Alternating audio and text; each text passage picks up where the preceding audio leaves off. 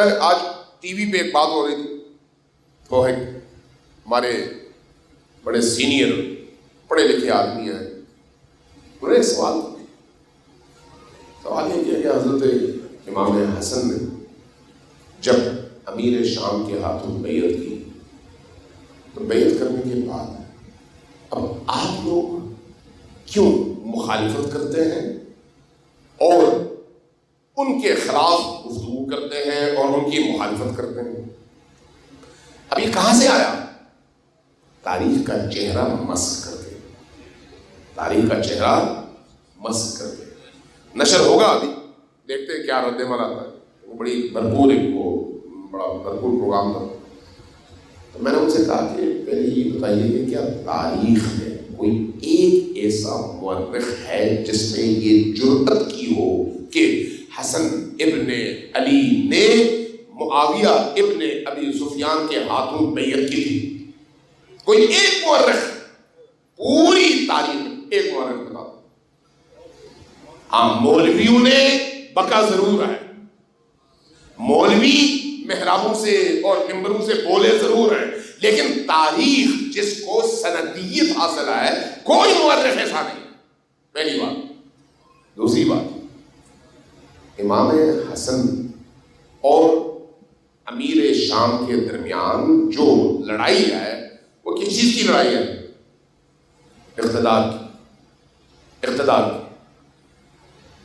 کہنے لگے امیر المومنین سے یعنی امام علی سے ان کا جو مطالبہ تھا وہ تو قتل عثمان کے حوالے سے انتقام اور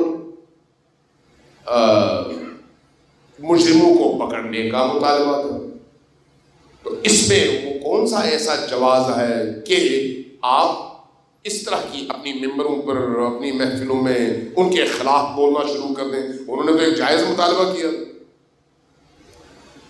میں نے پہلے ایک جملے میں کہا کہ یہ بتائیے ایک صحابی قتل ہوئے، قاتل چاہے کوئی بھی ہو، قاتل چاہے کوئی بھی ہو، ایک صحابی قتل ہوئے، اس ایک صحابی کے قتل کے جرم میں خون بہا کے طور پر خلیفہ راشد سے اگر مطالبہ کیا جاتا ہے اور وہ تلوار لے کر اور نکال کر کیا جاتا ہے اور اس کے نتیجے میں 70,000 سے 1,00,000 تک اصحاب رسول کے سر ان کے تن سے جدا کر دیے جاتے ہیں، تو کیا یہ جرم ہے یا دین کی خدمت ہے؟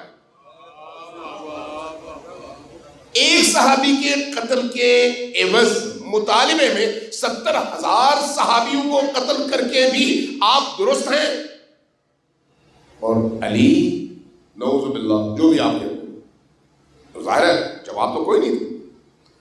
بات ہو رہی تھی کہ جب امام حسن علیہ السلام نے بیعت کی تو میں نے پھر عرض کیا کہ دیکھیں بیعت کہیں پر بھی تاریخ میں آپ کو بیعت کا لفظ نہیں ملتا، ہاں صلح ملتا ہے۔ یہ صلح کیوں ہے؟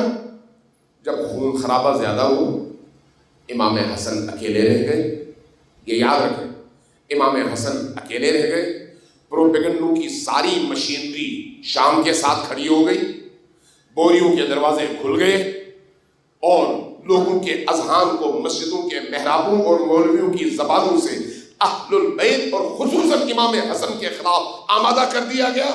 تو اب ایک ایسی فضا میں حسن ابن علی اپنی مظلومیت کے ساتھ اکیلے رہ گئے۔ اس اکیلے پن میں اب ان کے سامنے کوئی رستہ نہیں تھا۔ انہوں نے کیا کیا؟ کہا کہ ٹھیک ہے، جب ادھر سے آیا مطالبہ کہ ہم آپ کو سفید کاغذ دیتے ہیں، ہم سائن کر دیتے ہیں، آپ اپنے مطالبات لکھ لیں، ہمارا سائن پہلے سے ہوگا اور اس کے مطابق ہم صلح کر لیتے ہیں۔ امام حسن نے کوئی 12 سے 13 شروط ہیں وہ لکھی اور لکھنے کے بعد صلح کر دی اور حکومت ان کے حوالے کر دی۔ اب ظاہر ہے اس میں بڑی تاریخ ہے، بڑی تفصیل ہے، میں صرف اس کے وہ موٹے موٹے 2-4 جملے عرض کر رہا ہوں۔ اس صلح نامے میں کیا تھا؟ پہلی شرط یہ تھی کہ تم نے اپنی موت کے بعد کسی کو اپنا جانشین نہیں بنانا، پہلی شرط۔ دوسری شرط کیا تھی؟ تم نے اس پورے عرصے میں اس کے بعد کہیں پر بھی میرے بابا علی ابن ابی طالب کی شخصیت کے خلاف یہ جو پروپیگنڈے اور مسجدوں سے لان تان اور گالیوں کا سلسلہ ہے، اس کو مکمل طور پر روکنا ہے، یہ دوسری شرط۔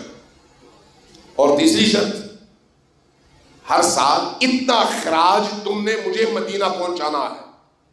باقی شرطیں دی، میں نے 3 بڑی شرطیں گنوائی، اور جب صلح ہو گئی تو شام سے ایک آواز اٹھی کہ معاہدہ ہو گیا، حکومت ہمیں مل گئی، ہمیں ان صلح کی شرطوں سے کیا لینا دینا، اور کسی ایک پر بھی عمل نہیں ہوا، کسی ایک پر بھی عمل نہیں ہوا۔ تو یہ صلح کی بیعت نہیں تھی۔ پھر میں نے ایک جملہ کہا، میں نے کہا کہ اگر اس کو آپ بیعت کہتے ہیں تو پھر آپ کو ماننا پڑے گا کہ نبی کریم نے صلح حدیبیہ میں مشرکین کے ہاتھوں بیعت کی تھی، صلح نہیں کی تھی۔ اگر وہ صلح ہے تو یہ بھی صلح ہے مشروط، اور اگر وہ بیعت ہے تو پھر اس کو بھی آپ بیعت کہیں۔